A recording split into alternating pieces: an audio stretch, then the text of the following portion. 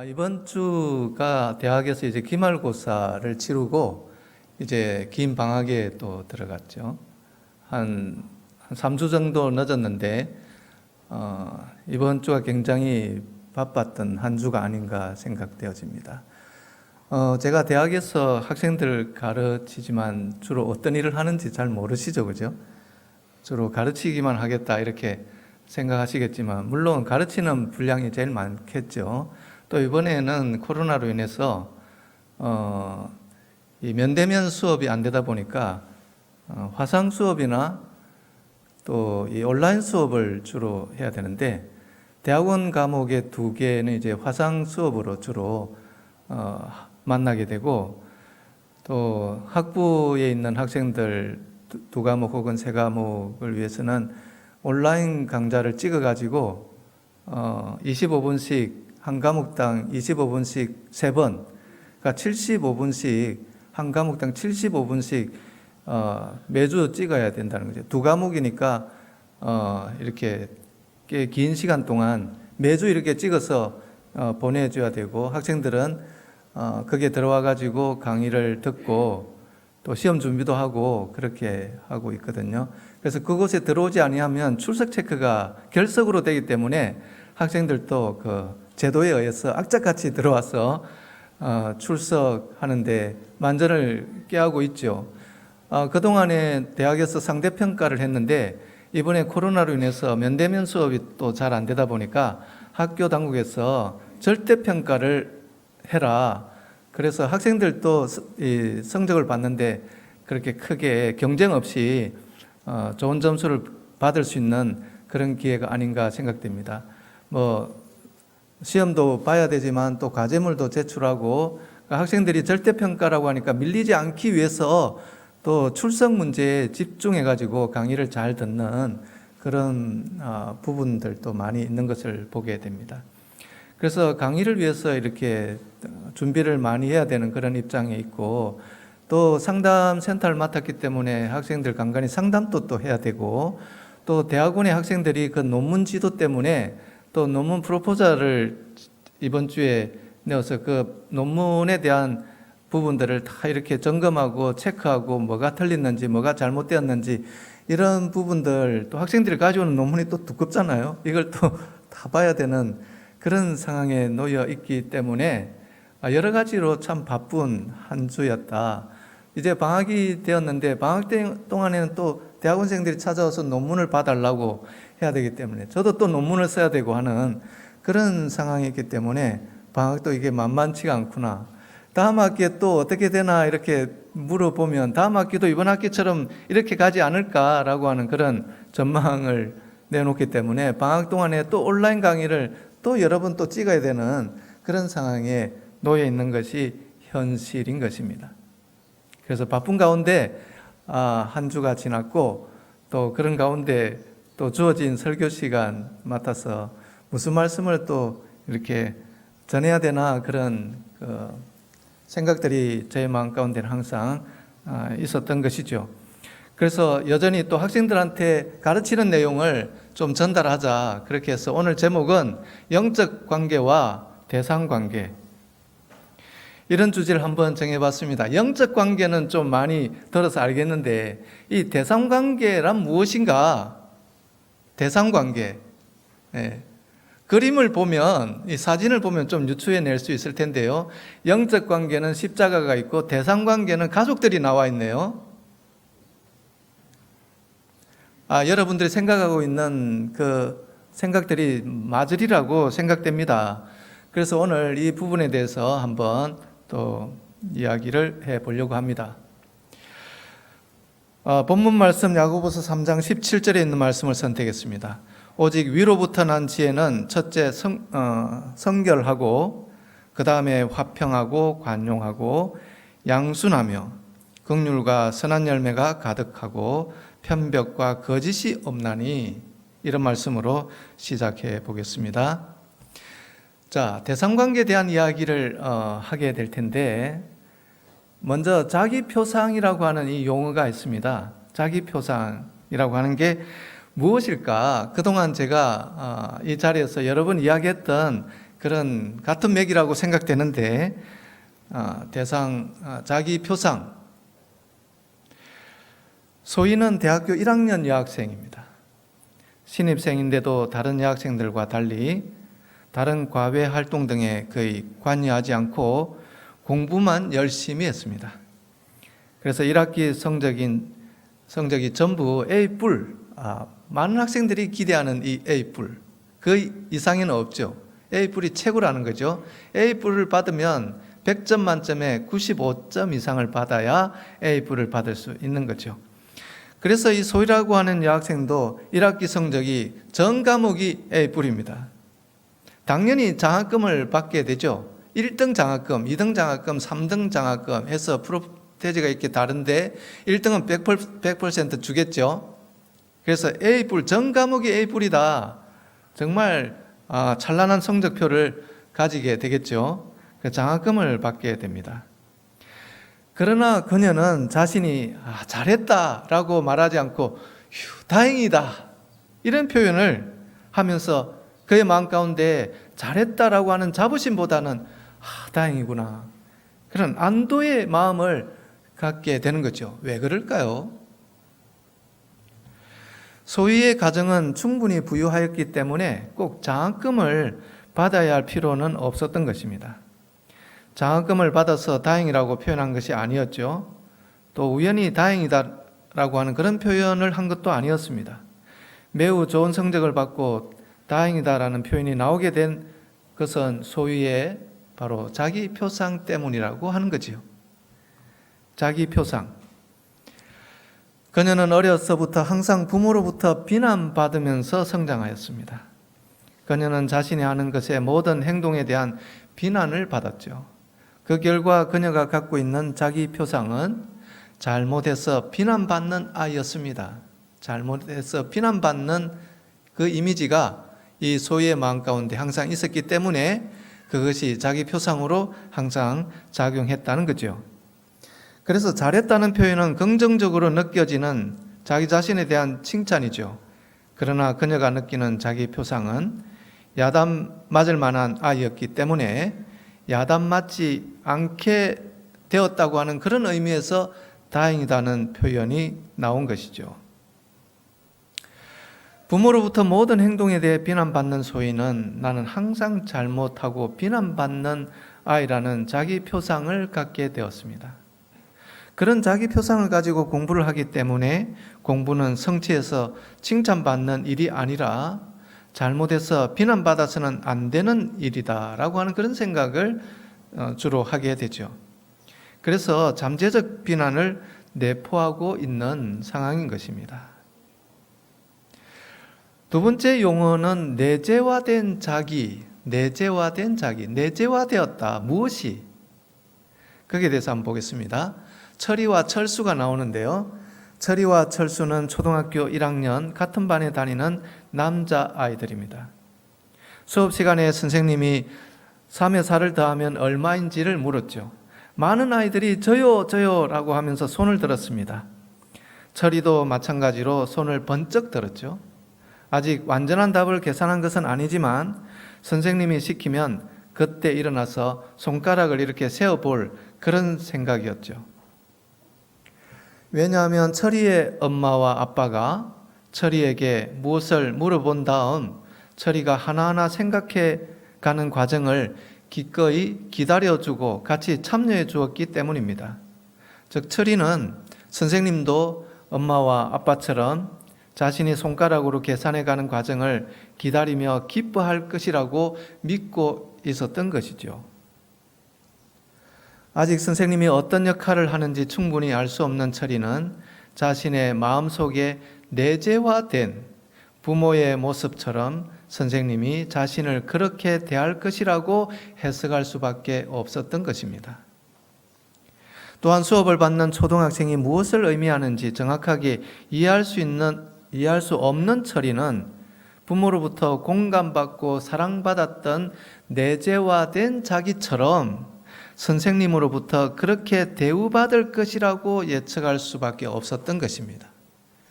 내재화된 자기란, 내재화된 이미지란 무엇일까? 추측이 되겠죠. 반면에 철수가 있죠. 철수는 머리는 총명하였으나 술주정뱅이 아빠로부터 신체적, 정신적 학대를 당하고 우울증에 걸린 엄마로부터 제대로 보살핌을 받지 못하며 성장했습니다. 그러기에 3 더하기 4는 7, 7이라고 하는 건 금방 알았음에도 손을 들지 못하고 머뭇거리기만 하였던 것입니다. 아무리 정확한 답을 말하여도 아직 낯선 선생님이 내재화된 자기의 아빠처럼 무언가 꼬투리를 잡아서 자신을 비난하고 혼낼 것 같았기 때문입니다. 그리고 답을 정확히 마친다 해도 타인으로부터 이해받고 칭찬받는 자기의 모습을 떠올릴 수 없어서 또 선생님으로부터 또 어떤 대우를 받을지 몰라서 두려울 수밖에 없었던 것입니다. 철이와 철수가 내재화된 이미지는 각각 다르게 형성되어 있었던 것이죠. 아이를 양육하는 부모의 모습과 부모로부터 양육받은 자기 모습이 내재화되어 아이의 생각과 행동에 절대적인 영향을 미치게 된다. 이런 이야기를 하게 됩니다. 덧붙여 부모가 아이를 양육하는 태도와 방식 자체도 아이의 마음속에 내재화되어 아이들이 친구관계나 대인관계를 맺어가는 그런 기술이 된다는 거죠. 대상관계 학자들은 이렇게 아이가 태어나서 3살까지를 참 중요하게 여깁니다. 또 길게는 5살까지 중요하게 여기죠.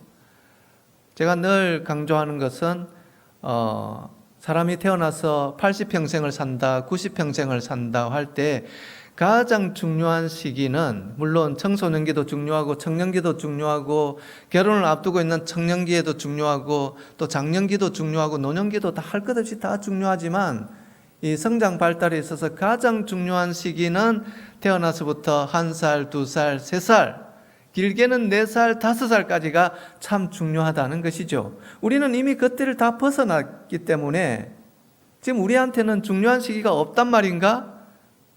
찾으면 얼마든지 있겠죠. 그러나 전 과정을 살펴볼 때 태어나서 1살, 2살, 3살, 4살, 5살 왜 이때가 이렇게 중요하다고 이야기할까요? 아이가 할 수 있는 건 아무것도 없는 시기이기 때문에 그렇습니다. 1살, 2살, 3살 때 아이가 할 수 있는 일이라고 하는 게 뭐가 있겠습니까?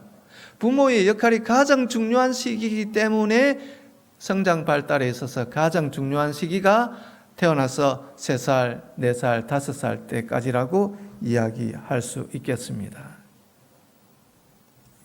철이는 또래 친구들과 잘 어울리며 무난한 관계를 잘 맺어갔죠. 친구들의 행동을 이해하려 하고 같이 참여하려 하며 잘 비난하지 않기 때문입니다. 아직 친구 관계가 어떻게 이루어지는지를 잘 알 수 없는 철이는 자신이 지금까지 경험했던 부모와의 관계처럼 하면 되는 것이라고 생각할 수밖에 없었던 것이죠. 이 철이 마음 가운데 내재화된 이미지는 긍정적이고 좋은 것으로 잘 간직되어 있었던 것이죠. 왜냐하면 그의 부모의 역할이 그러했기 때문에 그렇습니다. 그래서 부모가 자신을 이해하려 하고 공감하려 했던 것처럼 그렇게 이해하고 공감하려 했던 것이죠. 반면에 철수가 경험한 것은 부모의 무관심과 학대라는 거죠. 따라서 그의 마음속에 내재화된 대인관계 기술은 무관심과 비난 그리고 분노의 폭발뿐입니다. 그러므로 철수는 또래 아이들과 관심을 나누는 것이 미숙할 뿐만 아니라 공감하고 이해하는 것에 익숙하지 않아 어울리기가 쉽지 않았다는 것이죠. 이 철수에 대한 이야기를 이렇게 하다 보니까 마치 제가 어렸을 때 철수 같지 않았을까? 대인관계가 어리숙했고 자신감이 없었고 말 한마디 제대로 하지 못했던 왜 내가 그런 상황에서 생활할 수밖에 없었을까? 생각해보면 역시 어머니의 부재가 컸다는 것이죠. 6살 때 어머니가 돌아가시고 난 다음에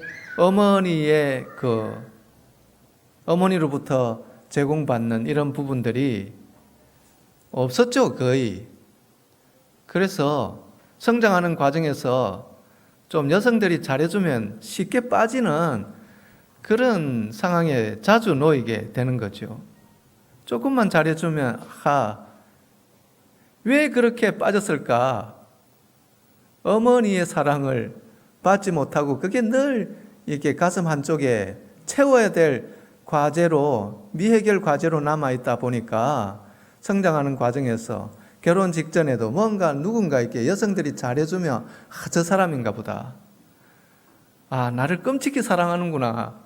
그런 것에 많이 이렇게 빠졌던 사실이 있었던 것인데, 이런 것들을 자기 자신을 돌아보는, 알아채는 이런 부분들이 잘 몰랐던 것이죠. 25살 때 신학과에 들어갔는데, 신학과를 졸업하고 대학원을 졸업하고 그 다음에 목회 나가서 91년부터 목회하면서 11년 동안 목회를 하고 대학에 와서 내가 상담을 좀 공부해야 되겠다. 그때가 30대 후반이었던 거예요.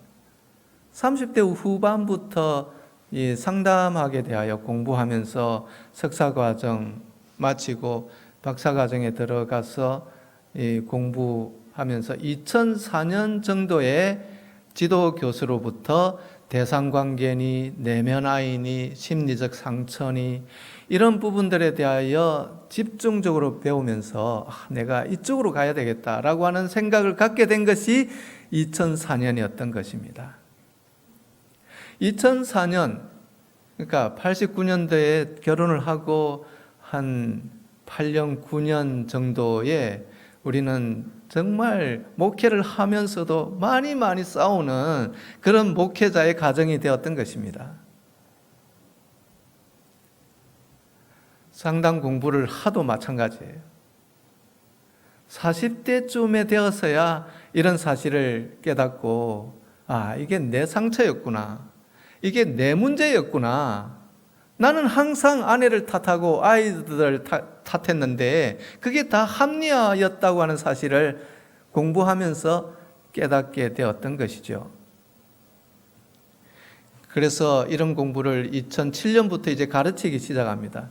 사람들을 모아놓고 교회에 가서 또 교인들과 더불어 청년들과 더불어 계속해서 10년 이상 이 내면의 상처에 대한 이야기를 계속하게 됩니다. 다 큰 성인이라 하더라도 내 속에 형성된 어떤 내재화된 상처가 있다 보니까 그것이 가족 간의 갈등을 불러일으키고 오랫동안 10년 이상 교회 집사로서 장로로서 목회자로서 생활을 했다 하더라도 내 속에 치유되지 아니한 내재화된 상처가 있다 보니까 머리로는 성경 구절이 생각나지만 내 속 가슴으로는 미해결된 상처가 있다 보니까 그게 더 급격하게 생활에 나타나고 있는 모습을 부인할 수 없었던 것입니다. 그래서 내재화된 이미지, 내재화된 이 상처가 나를 참 어렵게 만들고 힘들게 만들었던 것을 나중에야 깨닫게 되었다고 볼 수가 있겠죠. 그래서 무엇보다 문제가 되는 것은 가장 친밀한 부모로부터 무관심과 학대를 받았기 때문에 사람과 친밀해지는 것에 대한 근본적인 두려움이 마음속에 자리 잡게 되었던 것입니다.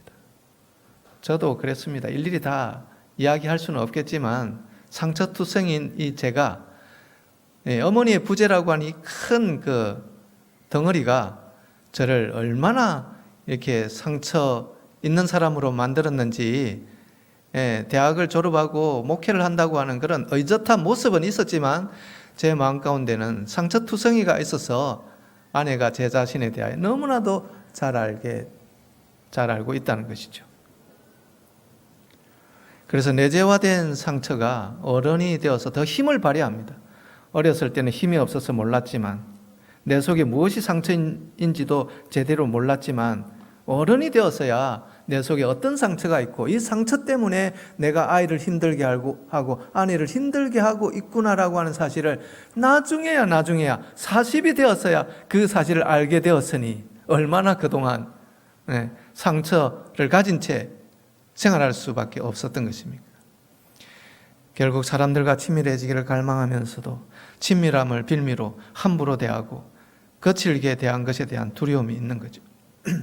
바로 이런 점들이 친구나 선생님과의 관계를 어렵게 만드는 근본적인 원인이 되었다고 하는 사실을 이 철수는 알게 되겠죠.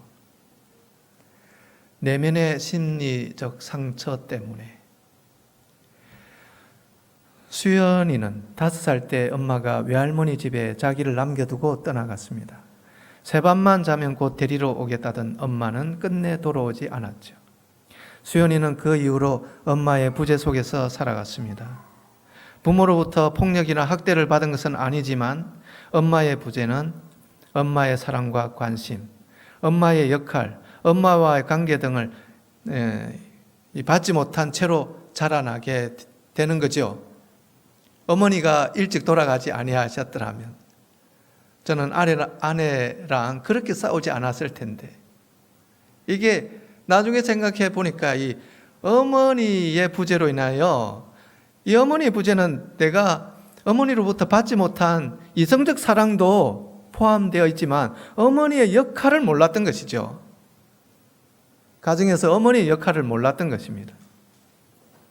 그래서 아내가 어떤 역할을 해야 되는 것인지에 대한 저의 가치관은 도덕적이고 윤리적이고 성경적인 이미지만 가득 차 있기 때문에 목회를 할 때 아내는 사모로서 다른 사모들처럼 잘할 줄만 알았어요. 내가 관심 기울이지 않아도, 내가 염려하지 않아도 잘할 줄만 알았던 사실이죠.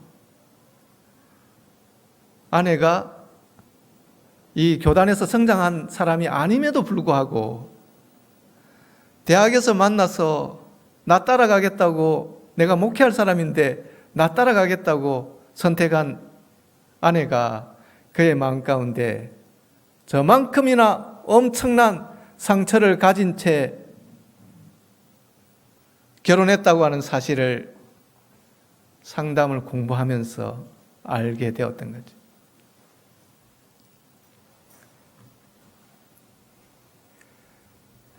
결국 수연이는 엄마의 부재가 어린 시절에 내면의 상처가 되어 그것을 품은 채로 성인이 되어서 살아가게 되죠. 수연이의 상처는 그리움, 외로움, 불신,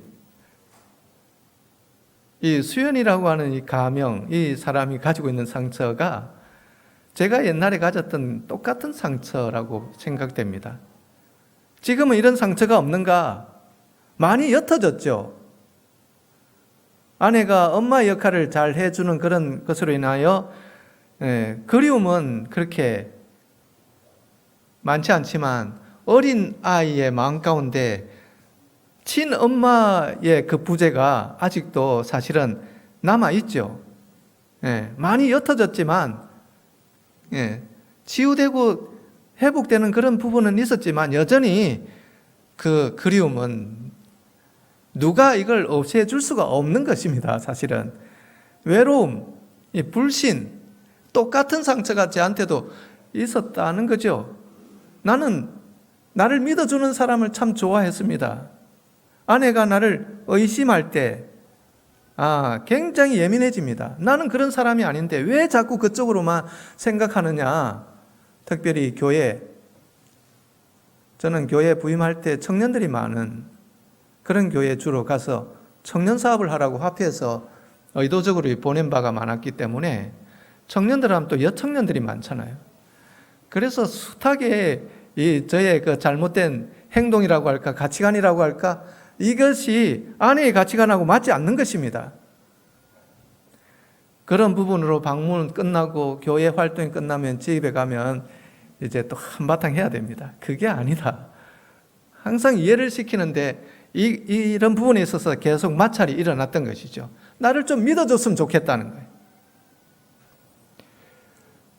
이런 것이 저의 상처가 되었던 거죠. 수연이의 마음에도 이런 그리움, 외로움, 불신, 이것이 예민하게 작용하고 있는 거죠. 성인이 된 저에게 여전히 예민한 부분이 있다면 아직 해결되지 못한 심리적 상처가 그곳에 남아있는 것입니다. 우리는 내면의 상처를 품은 채로 겉만 성장하여 어른이 되는 것이죠. 그러나 치유되지 않은 상처들은 아직도 우리 안에 남아있는 것입니다. 자, 대상관계 한번 이야기해 보겠습니다. 자기 표상, 내재화된 자기, 내면의 심리적 상처들의 용어는 같은 의미로 사용된다고 볼 수 있겠습니다.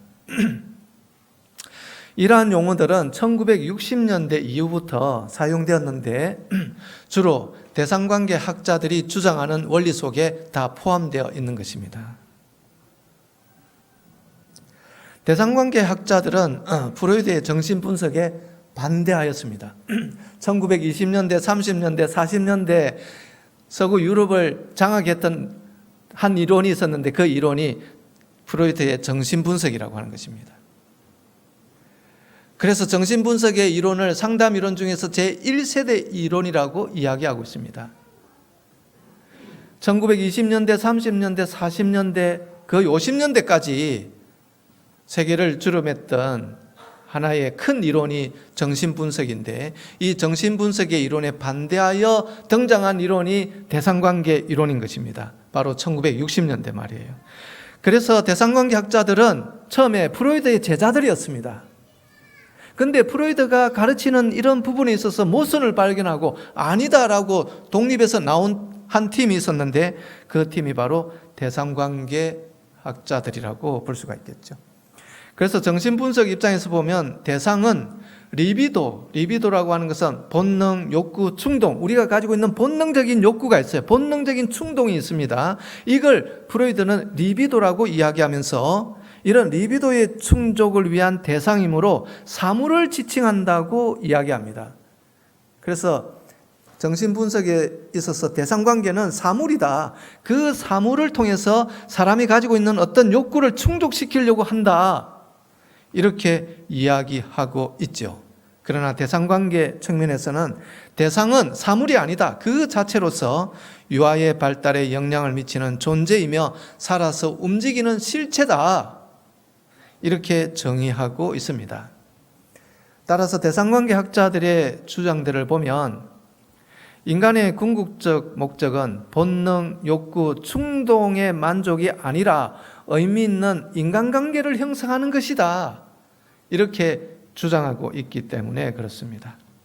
아이가 부모로부터 버림을 받았거나 학대를 받았다면 부정적인 대상을 내재화시킨다. 이렇게 이야기하고 있죠. 아동은 부모와의 관계를 통해 부모에게 반영된 자기를 경험하게 되고 이를 통해 자기 인식이 발달시키게 됩니다. 자기 인식. 그래서 나됨과 우리됨이 있는데 대학원생들한테 물어봅니다. 나됨과 우리됨이 있는데 어떤 게 더 중요하냐? 한결같이 나됨이 더 중요하지 않느냐? 이렇게 이야기합니다.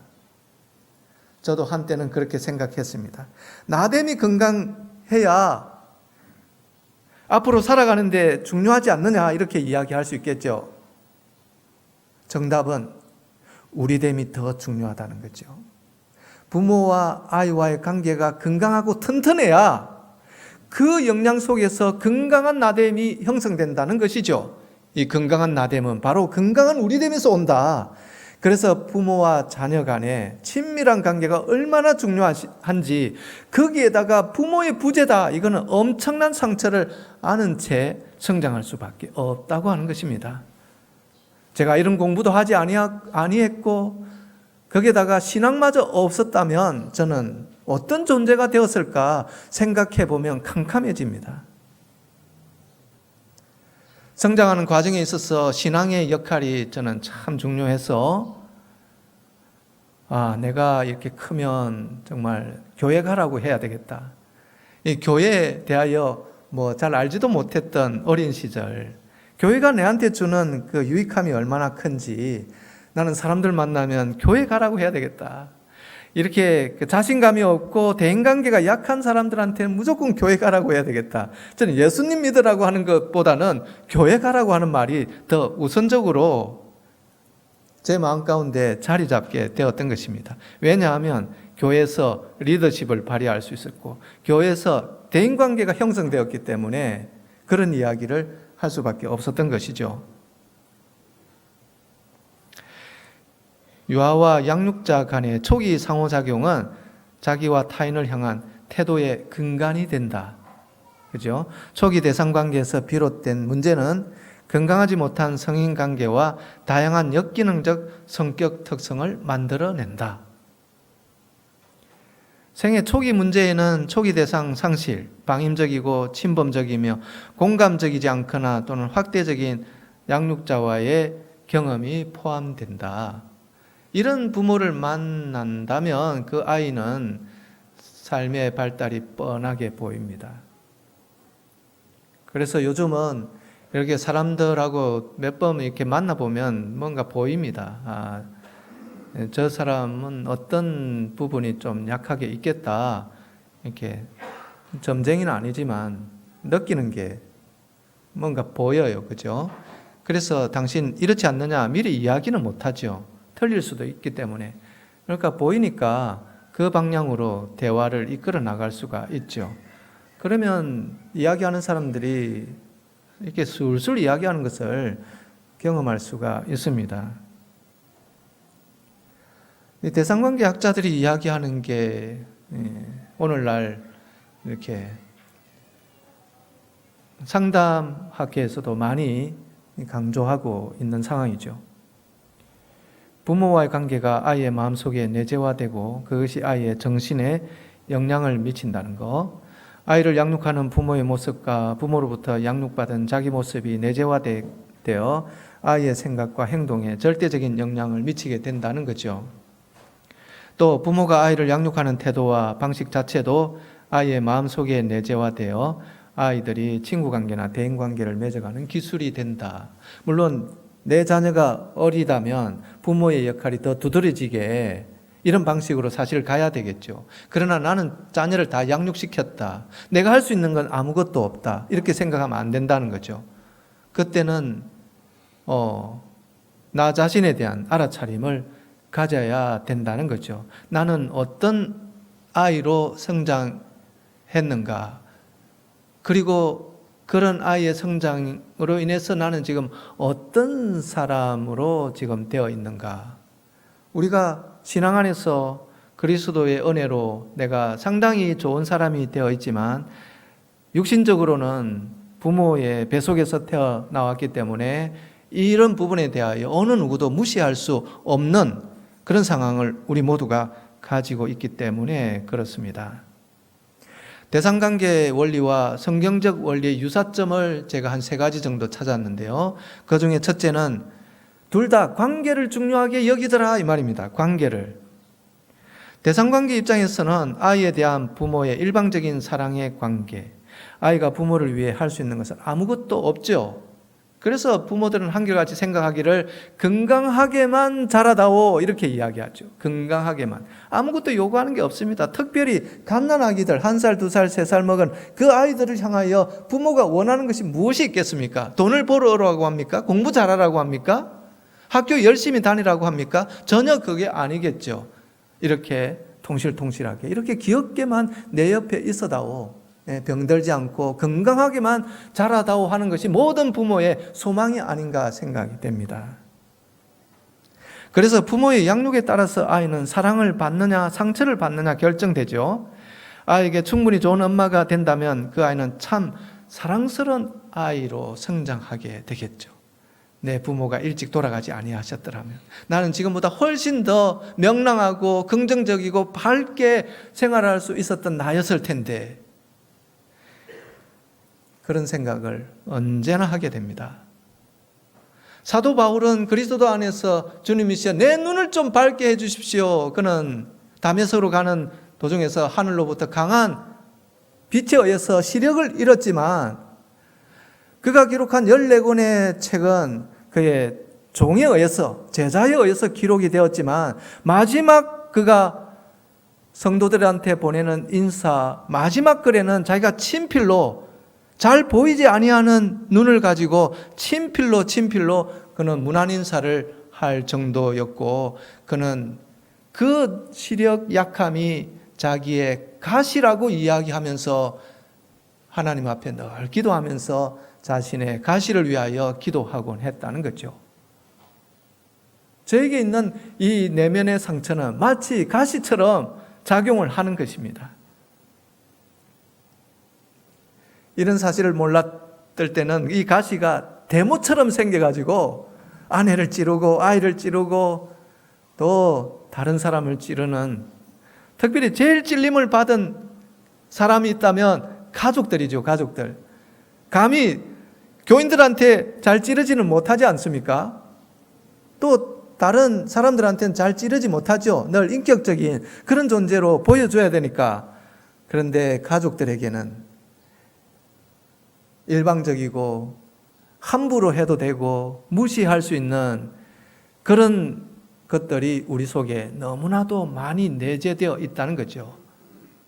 가족을 사랑하지 않아서가 아닌 것입니다.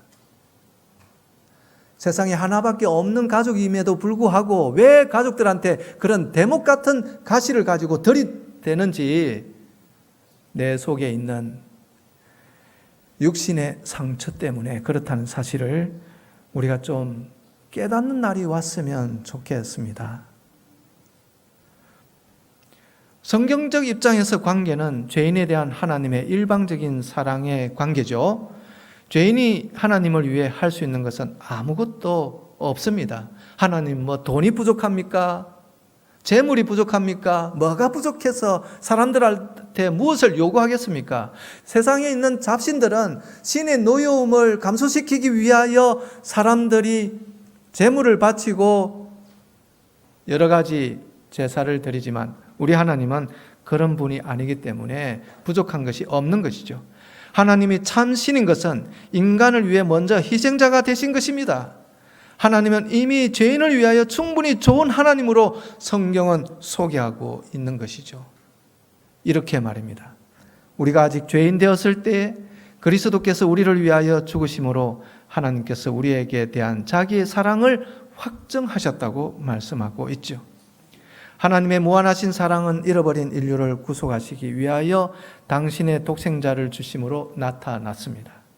그리스도께서는 당신의 아버지의 품성을 사람들에게 나타내시려고 세상에 오셨고, 그의 생애는 거룩한 친절과 동정의 행위로 충만하셨던 것입니다.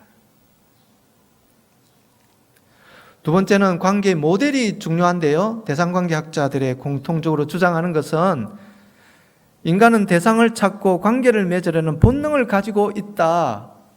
하나님을 모르는 이 학자들이 이런 말들을 하고 있네요. 하나님께서 이런 본능을 사람들한테 심어주셨는데 말입니다. 왜 하나님께서 이런 본능을 주셨을까요? 하나님 본체가 사랑의 대상이기 때문에, 사랑의 주인공이기 때문에 사랑의 반려자로서 우리 인간들에게 그런 본능을 주셨던 것입니다. 그래서 유아들은 출생 후에 적극적으로 관계를 맺으려는 대상으로서 존재하고 이에 대응하는 대상이 없이는 유아의 발달은 불가능해질 수밖에 없습니다. 그래서 이 충분히 좋은 부모에 의해서 유아는 안정된 자아 구조를 갖게 된다는 거죠. 대상과의 관계가 제대로 이루어지지 않으면 유아는 세상을 자유롭게 탐험하기 어렵습니다.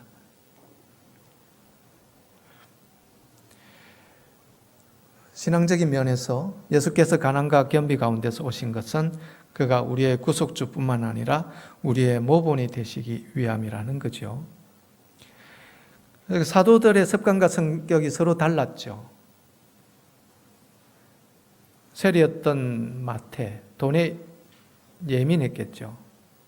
열심당원, 또 단호한 증오자, 또 충동적인 베드로, 비열한 유다, 소심하고 겁이 많은 도마, 이런 여러 제자들이 있었는데 이들의 사실은 내면적인 어떤 상처를 조사해 보면 어린 시절 보면 다 드러날 텐데 어린 시절에 대한 기사가 없기 때문에 잘 모르죠. 그러나 이런 흔적들을 통해서 그들의 어린 시절은 어떠했을 것이다 라고 하는 사실을 유추해낼 수는 있을 것입니다. 하지만 그들이 그런 상처를 가진 채, 그런 잘못들을 가진 채 그리스도를 맞이하면서 그리스도의 종으로서 3년 반 동안 지내면서 내 선생님이 어느 날 왕이 될 텐데 왕이 되면 서로가 한 자리를 하려고 하는 그런 목적에서 제자가 되었지만 예수께서 3년 반 동안 그들에게 보여주신 것은 전혀 그런 모습이 아니었고 오히려 자기 목숨을 내려놓고 결국 죽으시는 그리스도의 모습을 보면서 제자들의 소망은 다 산산이 깨어지게 되었던 거죠. 그러나 그리스도께서 마지막 그 밤에 그들의 발을 씻기면서 축복하시는 이런 희생적인 사실을 보면서 그들의 마음이 녹아나기 시작했던 것입니다. 그리스도는 그들의 유일한 본이 되어주셨고 우리 모두의 본이 되어주셨던 것이죠. 세 번째 발견한 것은 변화는 위로부터 온다는 것입니다. 모성의 대물림이라는 용어가 있습니다. 영유아기나 성장기 때 부모로부터 받은 모든 경험은 무의식과 의식에 각각 각인되어 자신도 모르는 가치관에 영향을 준다는 거죠. 그런 후에 자신이 좋게 생각하든 나쁘게 생각하든 상관없이 자신의 아이에게 대물림하게 된다는 것입니다. 저도 아이들한테 대물림 했더라고요. 몰랐을 때. 이게 정말 큰 상처가 되고 있다는 거예요. 그래서 아이들하고 그런 진지한 이야기를 할 때마다 미안하다는 이야기를 할 수밖에 없습니다. 그때는 몰랐다. 미안하다. 정말 미안하다. 그런 이야기를 하게 되죠. 그래서 좋은 경험으로 가득하다면 대물림은 선순환이 될 것이고 나쁜 경험이 많다면 대물림은 악순환이 되어서 후세에게 전달된다는 거죠. 영적으로 보면 위로부터 난 지혜가 중요한데 본문에서 읽었던 것처럼 오직 위로부터 난 지혜는 첫째 성결하고 화평하고 관용하고 양순하고 긍휼과 선한 열매로 가득하다. 위로부터 나야 되는데 그 위가 어디냐? 그리스도를 통하지 않고서는 하나님과 우리 영혼과의 연합이 있을 수 없다는 거죠. 그리스도의 죽으신 만큼 그분의 사랑을 우리에게 효험 있게 만드는 것은 결코 없습니다. 예수님의 희생은 우리의 소망의 중심인 것입니다. 그리스도 때문에 우리가 여기 앉아 있는 것입니다. 그리스도 때문에 우리가 서로 사랑한다고 하는 말을 할 수 있는 것입니다. 그리스도가 없었다면 우리 모두는 어떻게 되었을까요? 현재 우리는 영적으로 그리스도와 연결되어 그의 가르침을 받고 있죠. 대상관계적으로는 부모와 연결되어 부모로부터 영향을 받는 것에 대한 기능과 역할을 하고 있습니다. 그런데 이 두 가지는 모두 버리거나 단절할 수 없는 상황입니다. 어떤 면에 있어서는 신앙을 포기하는 것이 더 쉬울 수 있겠죠. 왜? 교회 안 가면 끝이니까. 그러나 성경은 그리스도의 사랑에서 끊을 수 없다고 정언하고 있는 가운데 우리는 부모와 가족으로부터 강하게 결속되어 있는 이런 두 가지 양면적인 상황을 가지고 있습니다. 이 두 가지 모두 버리거나 단절할 수 없는 것이 오늘날 우리의 현실이죠. 따라서 우리의 과제는 어떻게 하면 이 두 영역의 조화를 이룰 수 있겠는가 하는 것입니다. 신앙적인 입장에서 지나치게 입장을 취하면 가족이라는 대상관계와 그 이론을 사람들이 만들어냈다는 이유로 가볍게 취급하거나 무시할 수 있겠죠. 그러나 신앙 안에서도 가족과 자녀에게 권위로 억압하거나 심리적 상처를 주고 갈등을 일으키는 경우가 신앙 안에서도 볼 수 있습니다. 이런 경우를 보면 신앙적 지식이 부족해서가 아니라 관계적 지식의 부족과 자신의 심리적 상처로 그렇게 되었다고 하는 것을 알게 되는 거죠. 그리스도인으로서 우리가 그리스도와 연합하는 것은 너무나 당연한 일이지만 태어나면서부터 부모로부터 받은 영향은 나를 이루고 나를 형성하였기에 그 영역에 대한 심리적 학습은 나를 이해시키고 건강한 관계 맺게 하는데 중요한 실천 영역입니다. 그래서 지속적인 학습과 배움이 필요하다고 생각됩니다. 결론적으로는 마음 작용을 배우고 그리스도의 정신을 실천하자는 거죠. 의미롭게도 하나님께서 인간에게 가정제도를 허락하셨는데 거기에는 하나님의 특별하신 목적이 있으셨다는 것. 그 목적은 인간의 행복을 위해서였죠. 그런데 인간의 행복을 위해서는 반드시 이것이 필요하였는데 그것은 다름 아닌 가족들을 위한 헌신과 희생이었습니다. 이것들이 부모에 의해서 실행된다면 내면의 상처와 갈등은 생기지 않을 것이고 그리스도의 가정을 이루고 그 가정이 주께서 오시는 날까지 유지되고 지속될 것입니다. 저를 비롯해서 우리 모두가 이런 가정을 이루고 그리스도 안에서 주께 영광 돌리며 더욱더 큰 발전을 이루는 저와 여러분이 되기를 바라면서 말씀을 마치겠습니다.